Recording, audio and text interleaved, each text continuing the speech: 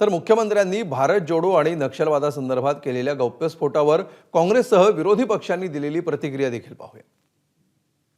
आमचे नेते आदरणीय राहुल गांधी यांच्यापासून घाबरली का आहे? त्यांना कोणत्या नाही कोणत्या प्रश्नांमध्ये गुंतवण्याचा सातत्यानं प्रयत्न करणे। आता भारत जोडो यात्रेमध्ये अर्बन नक्सल होते या ठिकाणी असं त्यांनी म्हटलं, पण मला आठवतं की देशाच्या संसदेमध्ये देशाच्या गृहमंत्र्यांनीच सांगितलं की या देशातला नक्षलवाद आता संपला आहे। मग याला काय म्हणायचं आम्ही? केवळ काँग्रेस नाही, काँग्रेस भारत जोडो यात्रेमधील यात्रेकरू आणि आंबेडकरी चळवळीतील नेते जे संविधान प्रेमी आहेत त्यांना अर्बन नक्षलशी जोडण्याचा हा त्यांचा प्रयत्न आहे।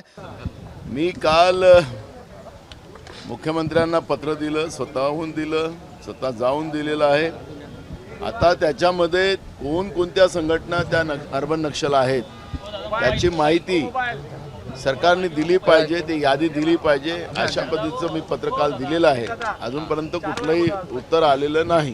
मी स्वतः राहुल गांधींबरोबर पठाणकोट पासून जम्मू काश्मीरपर्यंत 28 किलोमीटर चाललो। मी का अर्बन नक्षलवादी असेल का? आहे का? त्यांनी सांगावं।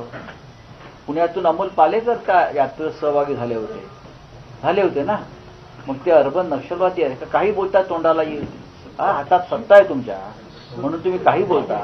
भारत जोडो यात्रेमध्ये किंवा भारत न्याय यात्रेमध्ये समाजातला प्रत्येक घटक त्या यात्रेमध्ये सामील झाला होता।